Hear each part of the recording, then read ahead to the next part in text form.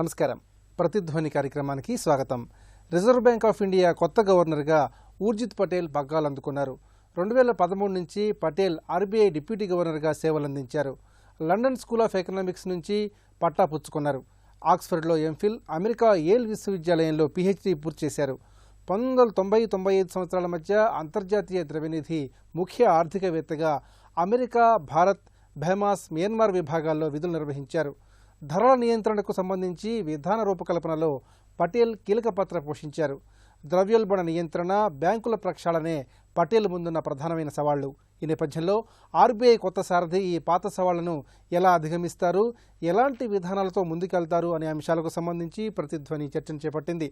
ఈ చర్చలో పాల్గొంటున్న ప్రముఖులు రాకేష్ రెడ్డి గారు, భారతీయ జనతా పార్టీ యువమోర్చా నాయకులు, ఆర్థిక అంశాల విశ్లేషకులు; వివికే ప్రసాద్ గారు, వివేకం ఫైనాన్షియల్ సర్వీసెస్ మేనేజింగ్ డైరెక్టర్, ఆర్థిక అంశాల నిపుణులు; బిఎస్ రాంబాబు గారు, బ్యాంకింగ్ రంగ నిపుణులు; లంకా దినకర్ గారు, ఆర్థిక అంశాల విశ్లేషకులు.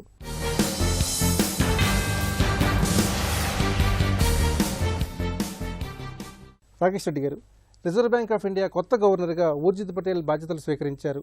మరి ఆర్థిక రంగంలో ఊర్జిత్ పటేల్కు ఉన్న పట్టుని, అలాగే ఆయన వ్యక్తిత్వాన్ని, నైపుణ్యాన్ని ఏ విధంగా విశ్లేషణ చేసుకోవాలి? ఊర్జిత్ పటేల్ గారు ఆక్స్ఫర్డ్లో ఎంఫిల్ చేయడం జరిగింది. దాని తర్వాత యేల్ యూనివర్సిటీలో పిహెచ్డి, దాని తర్వాత వారు ప్రభుత్వంలో వివిధ హోదాల్లో వారు వివిధ బాధ్యతల్లో పనిచేసినటువంటి నేపథ్యం కూడా ఉంది. For example tax force of direct ట్యాక్సెస్లో కానీ, లేకపోతే high level expert group for civil and defence pension సిస్టమ్స్లో కానీ, లేదా prime minister task force on infrastructure, prime minister's task force on state electricity boards, తర్వాత prime minister's committee on civil aviation, ఇలా వివిధ డిపార్ట్మెంట్లో పనిచేసినటువంటి అనుభవము. తర్వాత ఈ ప్రభుత్వంతో కలిసి గత 2 సంవత్సరాలుగా డిప్యూటీ గవర్నర్గా పనిచేసినటువంటి ఒక నేపథ్యము.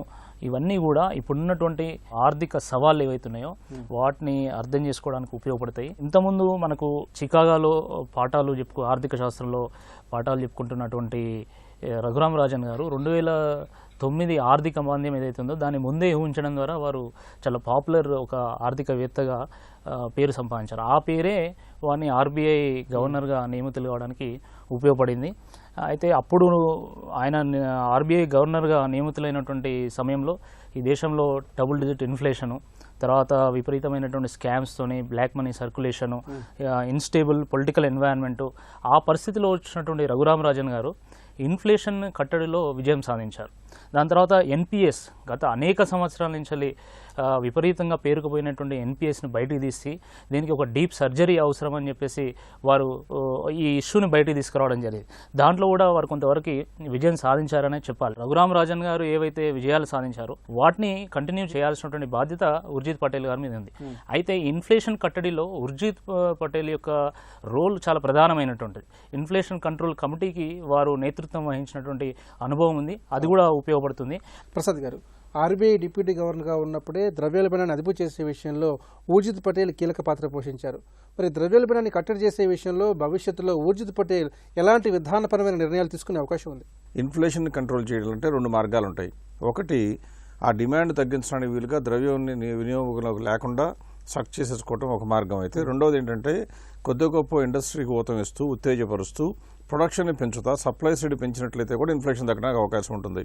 ప్రస్తుతం ఇండియాలో వచ్చింది, ఎవరు కూడా ఏమనుకుంటున్నారు, ఇండియాలో వచ్చినటువంటి కారణం ఎక్కువ మంది దృష్టిలో ఏముంటుందంటే ఇన్ఫ్లేషన్ వచ్చింది అంటే మనీ సప్లై ఎక్కువగా ఉన్నది కాబట్టి మనీ సప్లై సిస్టమ్ నుంచి సక్ చేసేయాలి, అంటే ఇంట్రెస్ట్ రేట్లు ఎక్కువ ఉంచాలి, దాని మూలంగా డబ్బులు ప్రజల దగ్గర నుంచి లాగేస్తే ఇన్ఫ్లేషన్ తగ్గుతుంది అనేది ఒక నానుడి.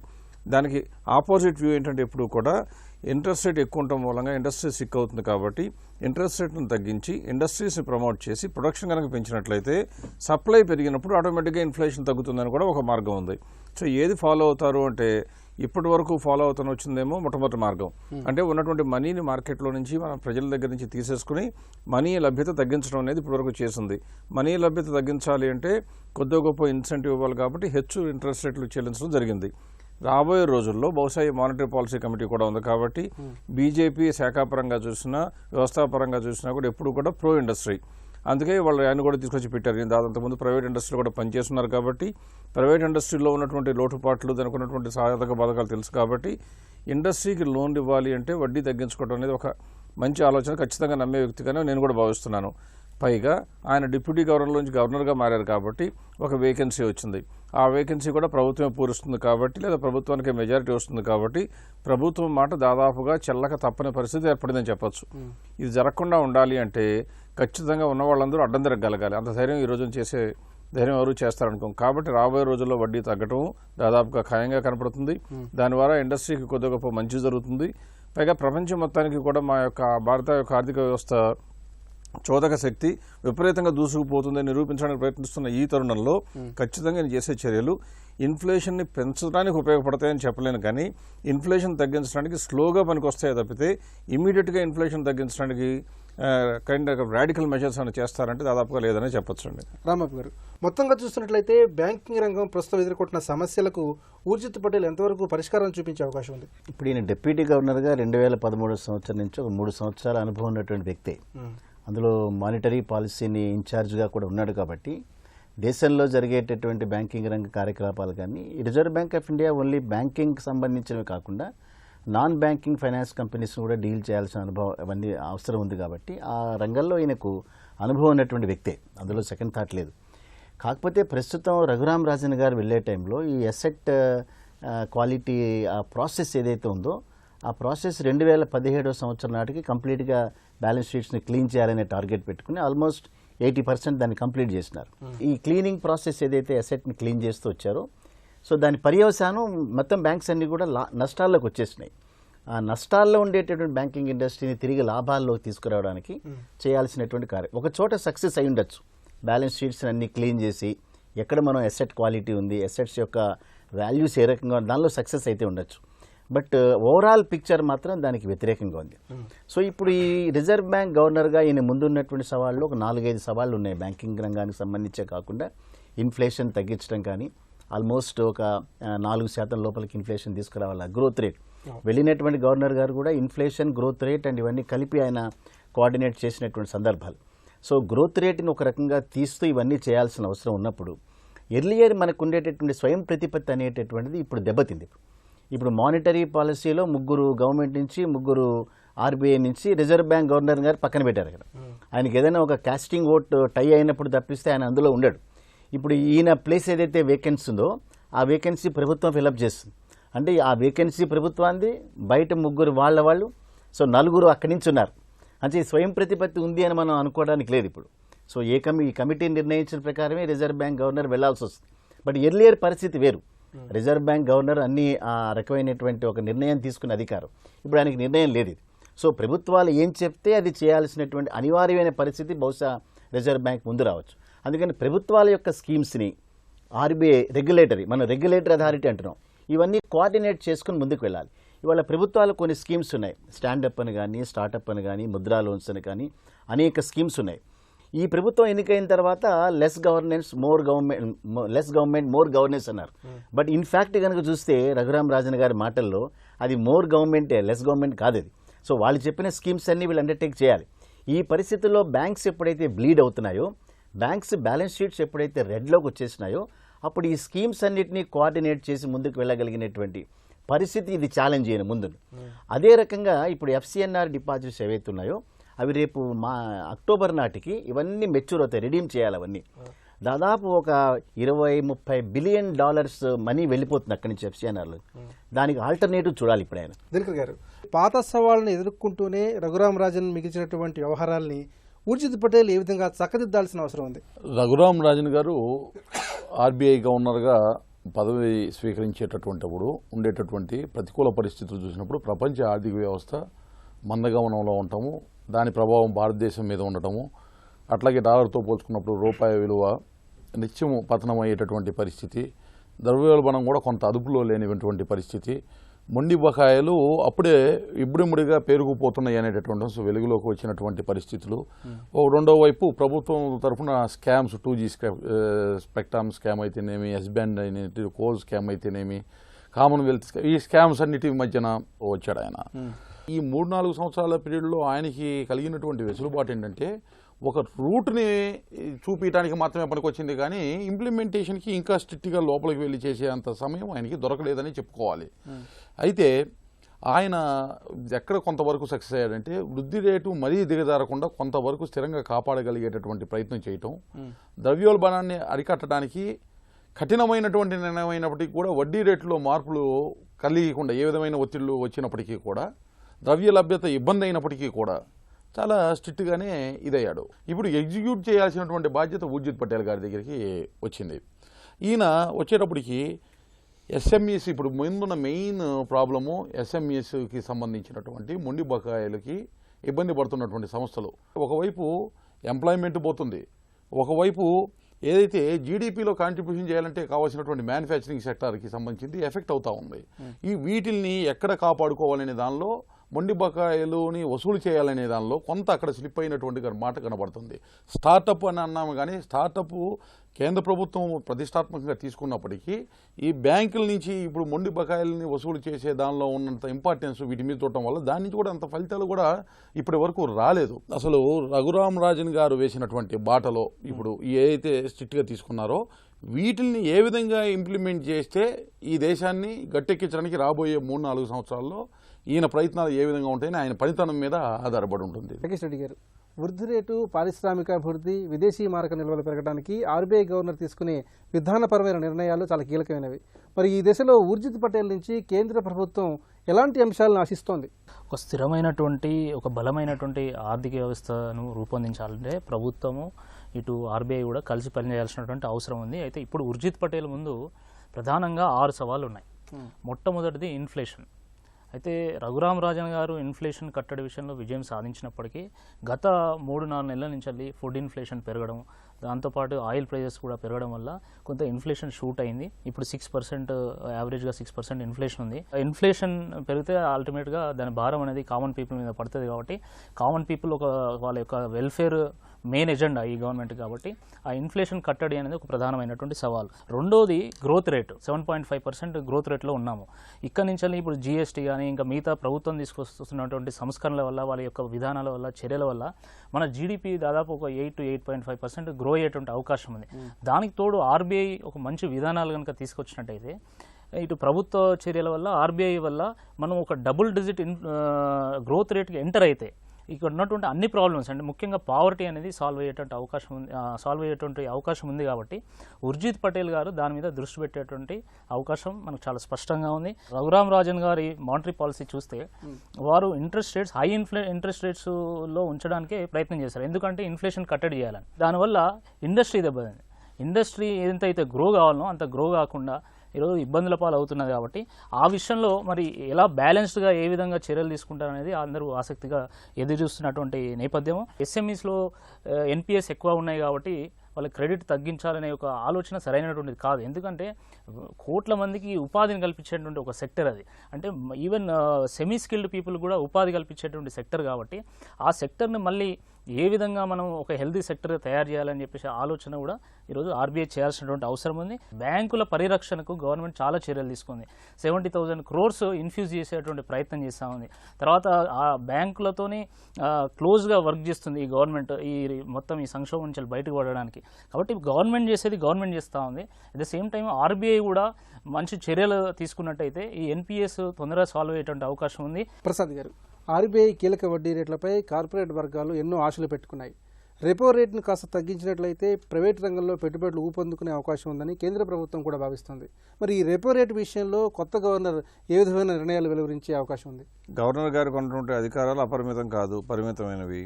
అందులో 4 కమిటీలో 6గురిలో 4 గవర్నమెంట్ తరఫు ఉంటారు. కాబట్టి గవర్నమెంట్ ఏ మాట అనుకుంటే ఆ మాట అవుతుంది. కాబట్టి దాదాపుగా గ్యారంటీగా జరగబోయేది అంటే ఇంట్రెస్ట్ రేట్ తగ్గడం దాదాపుగా ఖాయంగా కనపడుతుంది. అది ఆల్రెడీ మార్కెట్స్లో డిస్కౌంట్ అయిపోయి ఎప్పుడైతే ఊర్జిత్ పటేల్ గారు పొజిషన్ తీసుకున్నారో మార్కెట్లన్నీ కూడా పైకి పెరగటం అనేది చూసాం. కాబట్టి దాదాపుగా జరిగిపోయిందండి. కాకపోతే ఇక్కడ గమనించాల్సిందంటే అసలు ఆర్బీఐ యొక్క రోల్ ఏంటి? ఇప్పుడు రాకేష్ గారు చెప్తున్న దాని ప్రకారం అంటే ప్రభుత్వ పరంగా బీజేపీ అధికార ప్రతినిధి కాబట్టి ఆయన చెప్తుందంతా ఎట్లా ఉందంటే దేశంలో ప్రగతి రావాలంటే ఆర్బీఐదే బాధ్యత, ప్రభుత్వం ఏం లేదన్నట్లుగా ఉంది. అది పూర్తిగా తప్పు. ఎప్పుడుగా ఆర్బీఐ చేయవలసింది ఏంటి? ఆర్బీఐ గవర్నర్గా ద్రవ్య పరపతి విధానాన్ని మెయింటైన్ చేయాలి, కానీ ఎకానమీని పరుగులెత్తించడం ఆయన విధి కాదు, ఆయన ధర్మం కూడా కాదు. ఆయన మీద రెస్పాన్సిబిలిటీ పెట్టడం అనేది తప్పు. కాబట్టి పైగా ఇంకోటి ఏం చేస్తున్నారు, యాక్చువల్గా ఎంఎస్ఎంఈలు మూతపడిపోయి అన్నారు. అది కూడా వాస్తవమే. దానికి కారణం ఏంటి? క్రెడిట్ లోపమా? అంటే కేవలం అప్పు పుట్టకపోవడం మూలంగానే సంస్థలు మూతపడినాయా లేక అమ్మకాలు లేక మూతపడినాయా అని ఆలోచించినట్లయితే ఎక్కువ సంస్థలు మూతపడటానికి కారణం అమ్మకాలు లేక, అంటే వ్యాపారం సరిగ్గా విస్తరణ లేకుండా. ఆ వ్యాపార విస్తరణ కోసం అప్పుకి ఉండేటువంటి లింకు అంత విడదీయలేనంత గొప్పది కాదు. కాబట్టి వ్యాపార అవకాశాలు పెరగాలి అంటే ఖచ్చితంగా జరగవలసిందంటే క్రియాశీలత మా గవర్నమెంట్లో కనపడాలి, డెసిషన్స్ టైంలో తీసుకోవాలి. ఇది లెగసీగా వచ్చింది. అంతకుముందు ఉన్నటువంటి ప్రభుత్వం ఉన్నప్పుడు ఈ ప్రభుత్వం కొద్దిగా గొప్ప బాగానే పనిచేస్తున్నా గత ప్రభుత్వంలో ఉన్నప్పుడు ఏ రకమైన డెసిషన్స్ తీసుకోకపోవడం మూలంగా ఒక రకంగా పాలసీ పెరాలసిస్ అంటాం, అలా శూన్యత రావడం మూలంగా ఏమొచ్చిందంటే అందరూ టెన్షన్ ఎక్కువైపోయి బిజినెస్ చేయడమే మానేసిన రోజులు వచ్చినాయి. అందువల్ల తగ్గింది. తర్వాత క్రెడిట్ తేలిగ్గా దొరికినప్పుడు విపరీతమైనటువంటి లభ్యత వచ్చి రియల్ ఎస్టేట్ విపరీతంగా పెరిగిపోవటం. రాబోయే 10 సంవత్సరాలకు సరిపడా ఇన్వెంటరీ ఆల్రెడీ మనకి ప్రభుత్వం భారతదేశంలో ఉన్నదని చెప్తున్నారు. అంటే రియల్ ఎస్టేట్ రంగం కనుక మూతపడిందంటే దాదాపుగా 30 సెక్టర్లు మూతపడిపోతాయి, మూతపడిపోయినా దెబ్బతింటాయి. ఇలా మనకి ఎక్సెసివ్ డిమాండ్ క్రియేట్ అయిపోయి ఇవాళ రోజున కేవలం మనీ లభ్యత కనుక చేసినట్లయితే మళ్ళీ రియల్ ఎస్టేట్ ప్రాజెక్టులు పుంజుకుంటే చైనాలో జరిగిన పరిస్థితి ఇండియాలో కూడా వచ్చే అవకాశం ఉంది. అంటే సిటీస్ ఇక్కడ కూడా తయారవుతాయి. ఎన్నో ఇళ్ళు కడతారు, ఆక్యుపై చేసుకోవడానికి ఎవరు ఉండరు. అది ఏ రకంగానూ వంచనీయం కాదు. కాబట్టి అటువంటి జరగడం అనేది పొరపాటు. అయితే ఇక్కడ జరగవలసింది ఏంటంటే క్రెడిట్ తీసుకురావడం ఒకటే కాదు, సరైన వ్యక్తికి క్రెడిట్ వెళ్ళేటప్పుడు ఇంట్రెస్ట్ రేట్ తక్కువకి వెళితే అతను లాభదాయకత పెరుగుతుంది. కాబట్టి కాంపిటేటివ్ రేట్లో ఇస్తాడు, సప్లై సైడ్ పెరుగుతుందని చెప్పుకోవాలి. అందువల్ల ఉర్జిత్ పటేల్ గారి ముందు ఉన్నటువంటి లక్ష్యం ఇన్ఫ్లేషన్ని కంట్రోల్ చేయడం ఎంత ఇంపార్టెంటో కొద్ది గొప్ప డిజర్వింగ్ కేసెస్కి, అంటే అర్హత ఉండి కొద్ది గొప్ప అవకాశాలు అందుబాటులో ఉన్నటువంటి సంస్థల్ని ఆదుకోవడంలో ఆయన లక్ష్యం ముందు చూపించాలి. కాబట్టి ఎన్పిఏల పైన కొరడా చూపించక తప్పదు. ఇక్కడ బీజేపీ ప్రభుత్వం చేస్తున్న లోపాయకారి పని ఏంటంటే, రాజన్ గారు ఉన్నంతకాలం ఏం చేశారంటే పెద్ద పెద్ద బ్యాంకులన్నింటినీ మళ్ళీ క్యాపిటల్ ఇవ్వాలి, క్యాపిటల్ ఇన్ఫ్యూజ్ చేయకపోతే అవన్నీ దివాళా తీసే పరిస్థితులు ఉన్నాయని చెప్పి ఎంత చేశారంటే చివరికి ఆర్బీఐ దగ్గర ఉన్న డబ్బులనే తీసుకుని బ్యాంకులకు ఇద్దామనే ప్రయత్నం మొదలుపెట్టారు. ఆర్బీఐ దగ్గర ఉండే డబ్బులు ఏంటంటే స్వయం ప్రతిపత్తి కలిగిన సంస్థ, తన ఆధ్వర్యంలో ఉన్న బ్యాంకులు ఏదైనా దెబ్బతింటే డిపాజిటర్ల ఇంట్రెస్ట్లను కాపాడుకోవడానికి తన దగ్గర డబ్బు ఉంచుకుంటే ప్రభుత్వం వెళ్ళి ఆర్బీఐ ఉన్న డబ్బులు తీసుకుని పబ్లిక్ సెక్టర్ ఉన్న బ్యాంకులకు ఇస్తాను అంటే రేపు అదే పరిస్థితి ప్రైవేట్ సెక్టర్లో ఉన్న బ్యాంక్ వస్తే కనుక దాని వెనక చూసేవాళ్ళు ఎవరు ఉండరు. కాబట్టి అది ఎట్టి పరిస్థితుల్లోనూ అభిలాషణీయం కాదు. మేమేం చెప్తున్నాం అంటే ప్రభుత్వం తీసుకుంటున్నటువంటి విధానాలకు ఆర్బీఐ యొక్క మానిటరీ పాలసీ తోడైతే ఒక మంచి గ్రోత్ రేట్ వస్తుందని చెప్తున్నాం, కానీ వాళ్ళ బాధ్యత కాబట్టి మాది ఏం బాధ్యత లేదని చెప్పట్లేదు. కాబట్టి మా విధానాలు మాకుంటాయి. ఫిజికల్ పాలసీ అనేది గవర్నమెంట్ బాధ్యత, మానిటరీ పాలసీ అనేది ఆర్బీఐ బాధ్యత. ఈ రెండు కలిస్తేనే ఒక మంచి ఫైనాన్షియల్ పాలసీ ఉంటుంది. ఎగ్జాక్ట్లీ. సో ఆ దృష్టితో చెప్పాను నేను. ద్రవ్య విధాన కమిటీ ఏర్పాటుకు సంబంధించి సంస్థాగతమైన ప్రక్రియను పూర్తి చేయడం కూడా ఆర్బీఐ కొత్త గవర్నర్ ముందున్నటువంటి ప్రధానమైన సవాలు. మరి ఈ సందర్భంలో ద్రవ్య విధాన కమిటీకి సంబంధించిన ప్రాధాన్యతని ఏ విధంగా విశ్లేషణ చేసుకోవాలి?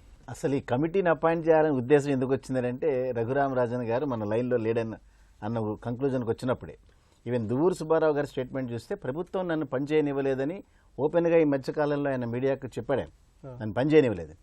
రఘురామ రాజన్ గారు వెళ్తూ కూడా నేను కంటిన్యూ అవడం ఈ ప్రభుత్వానికి ఇష్టం లేదు కాబట్టి నేను వెళ్ళిపోతున్నా అంటే, ఆర్బీఐ గవర్నర్ స్థాయిలో ఉన్న వ్యక్తులు చెప్పేది ఏమిటంటే, మాకున్నటువంటి స్వయం ప్రతిపత్తి ఏదైతే ఉందో దాని ప్రకారం మమ్మల్ని ప్రభుత్వాలు నడవనివ్వటం లేదు అనేటటువంటి చూచాయిగా చెప్పారు.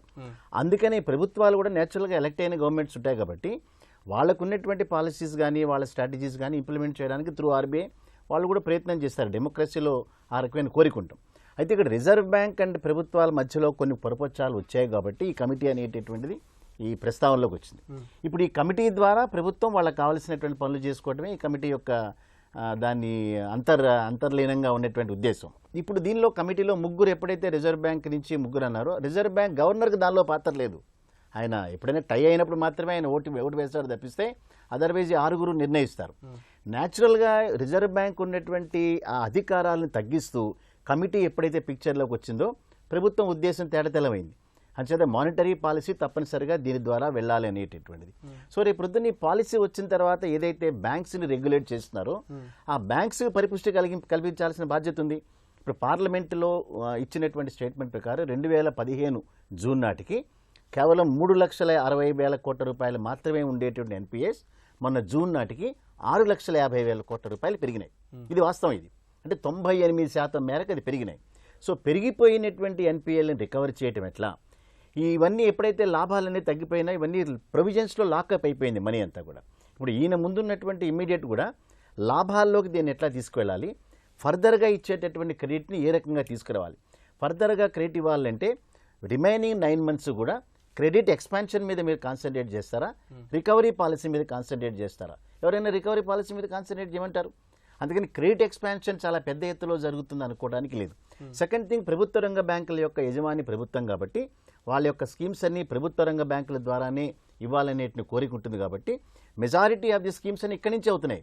జనధన యోజన కార్యక్రమంలో 14 కోట్ల ఖాతాలో 13,80,00,000 ఖాతాలు మాత్రం ప్రభుత్వ రంగ బ్యాంకుల నుంచి ఓపెన్ అయితే 20 లక్షలు మాత్రమే ప్రైవేట్ రంగం. అంటే ప్రభుత్వాల యొక్క నిర్ణయాలన్నీ కూడా ప్రభుత్వ రంగ బ్యాంకుల నుంచే వెళ్ళాలి. ఆ మేరకు మాత్రమే రిజర్వ్ బ్యాంక్ పాలసీస్ ఉండాలి. ఆ మేరకే ఈ మానిటరీ పాలసీస్ అన్నీ కావాలి. ఓవరాల్గా వచ్చేటప్పటికి ఇన్ఫ్లేషను, గ్రోత్ రేట్లు 8% టార్గెట్గా పెట్టిన ప్రభుత్వం, 5 దాటినటువంటి ఇన్ఫ్లేషన్, ఇవన్నీ 5 లోపలికి తీసుకురావాలి. ఇవన్నీ వాళ్ళ యొక్క బాధ్యతలైనా కూడా అల్టిమేట్గా ఈ ద్రవ్య లభ్యతను బట్టి వీళ్ళు చేసేటటువంటి కార్యక్రమాలన్నీ కూడా రిజర్వ్ బ్యాంక్ గవర్నర్ గారు దాని మీద దృష్టి పెట్టాల్సి వస్తుంది. దినకర్ గారు, పారిశ్రామిక రంగాన్ని సంతృప్తిపరచడంలోనూ అదేవిధంగా అభివృద్ధిని వేగవంతం చేయడంలో ఊర్జిత్ పటేల్ ముందున్నటువంటి తక్షణ కర్తవ్యాలు ఏంటి? ముందు రఘురామ్ రాజన్ గారు ఏ ఇబ్బందులు ఇప్పుడు దాకా అనుకున్నామో ఆ ఇబ్బందులన్నీ కూడా ఒక పైప్ లైన్లో ఉన్నాయి. వాటిని క్లియర్ చేయడానికి ఒకటొకటి ఈ పైప్ లైన్లో ఉన్నటువంటి ఈ సమస్యలు, ఈ ఇబ్బందులకి ఒక క్లియర్ కట్ రోడ్ మ్యాప్, ఒక డైరెక్షన్ అయితే ఇచ్చున్నారు. ఈ సమస్యలు ఇప్పుడు తీర్చడానికి తీసుకునేటటువంటి చర్యలు ఏ విధంగా ఉండాలనే దగ్గర మొదటి కార్యాచరణలో మొదటి భాగంగా వడ్డీ రేట్లు తగ్గింపు మీద నిర్ణయం అయితే దాదాపు ఒక స్పష్టత వచ్చింది. ఎప్పుడైతే వడ్డీ రేట్ల తగ్గింపు నిర్ణయం వచ్చిందో ఆటోమేటిక్గా ద్రవ్యోల్బణాన్ని అలాగే ద్రవ్య లభ్యతని ఈ రెండింటినీ బ్యాలెన్స్ చేసుకునేటటువంటి విధంగా ఆ వడ్డీ రేట్లు ఉండాల్సినటువంటి పరిస్థితులు ఆయన చూడాల్సినటువంటి అవసరం ఉంది. అట్లాగే మొండి బకాయిల సవాళ్ళకి సంబంధించి ఒక ప్రణాళిక అయితే వచ్చింది, కానీ ఆ ప్రణాళికని ఎగ్జిక్యూట్ చేసేటటువంటి ప్రయత్నంలో ఇప్పుడు జరిగేటటువంటి కార్యాచరణ ఏదైతే ఉందో దానిలో కొంత జాగ్రత్తగా వెసులుబాటుగా ఎస్ఎంఈస్ దగ్గర కానీ లేకపోతే ఏ సంస్థ అయినా కానీ రికవరీ అయ్యి పునరుజ్జీవనానికి వీలుగా ఉంది అనేటటువంటి సంస్థ ఉంటే వాటిని ఆదుకోవాల్సినటువంటి బాధ్యత కూడా వారి మీద ఉంది. ఆ విధమైనటువంటి డైరెక్షన్ ఇవ్వాల్సినటువంటి బాధ్యత కూడా ఆయన మీద ఉంటుంది. మొన్నటి వరకు గ్లోబల్ మార్కెట్లో ఏమైంది, డీజిల్ ప్రైసెస్, పెట్రోల్ ప్రైసెస్ తగ్గటం వల్ల మనకి అనుకున్నంత ఎక్స్పోర్ట్స్ లేకపోయినప్పటికీ కూడా ట్రేడ్ అకౌంట్ డెఫిసిట్ని మనం మేనేజ్ చేసుకోగలిగాం లాస్ట్ 2 సంవత్సరాలు. ఇప్పుడు ఒక దాదాపు కూడా పెట్రోల్ ప్రైసెస్ ఇంకా అంతకన్నా తగ్గే పరిస్థితి, లేకపోతే ప్రైసెస్ ఫ్లక్చువేషన్స్ అంత హెవీగా ఉండే పరిస్థితి కనపడినాయి. ఈ పరిస్థితుల్లో ఇప్పుడు కనుక ఎక్స్పోర్ట్స్లో గ్రోత్ లేకుండా అలాగే అదే నెగిటివ్ గ్రోత్లో కనుక ఉంటే వచ్చేటటువంటి ఇబ్బందిని ఏ విధంగా ఎదుర్కోవాలి అనేటటువంటి చాలా కీలకం అవుతుంది. ఎందుకంటే ఎప్పుడైతే ఒకవైపు ఈ పాయింట్తో పాటు ఎఫ్సిఎన్ఆర్కి సంబంధించినటువంటి చెల్లింపులు వచ్చినాయి అనుకోండి ఒకేసారి, ఆ చెల్లింపుల్ని మళ్ళీ వెనక్కి డిపాజిట్లుగా తెచ్చుకునేటటువంటి కాలంలో ఉండేటటువంటి ఇబ్బంది ఏదైతే ట్రేడ్ అకౌంట్ డెఫిసిట్ అనేది తీవ్రమైనటువంటి ప్రభావం చూపించేటటువంటి అవకాశం ఉంది. అలాగే జిఎస్టీకి సంబంధించినటువంటి ఈ దాదాపు ఇంప్లిమెంటేషన్కి రేపు ఏప్రిల్ నుంచి వస్తుంది అనేటువంటి క్రమంలో ఆ వృద్ధి రేటు ఏ విధంగా ఉంటుంది, ఇక్కడ ఉన్నటువంటి మిగతా వేరియబుల్స్ ఇబ్బందులు ఏవైతే ఉన్నాయో వాటిని ఏ విధంగా సార్ట్అవుట్ చేసుకొని బ్యాలెన్స్ అయ్యి ఆ గ్రోత్ రేట్ని సస్టైన్గా ఉంచుకోవాలనే ప్రయత్నం ఒకటి చాలా కీలకమవుతుంది. 3 ఏళ్ల కిందట అనేక ప్రతికూల పరిస్థితుల్లో పగ్గాలు అందుకున్న రఘురామ్ రాజన్ నిర్మోహమాటంగా వ్యవహరిస్తూ బాధ్యతలు నిర్వహించారు. రాజన్కు భిన్నంగా ఊర్జిత్ పటేల్ మితభాషి. రాజన్ వేసిన బాటలోనే పటేల్ పయనిస్తారా, లేక తనదైన ప్రత్యేక శైలితో సవాళ్లను అధిగమిస్తారా అన్నది వేచి చూడాలి. ఇది నేటి ప్రసిద్ధి. నమస్కారం.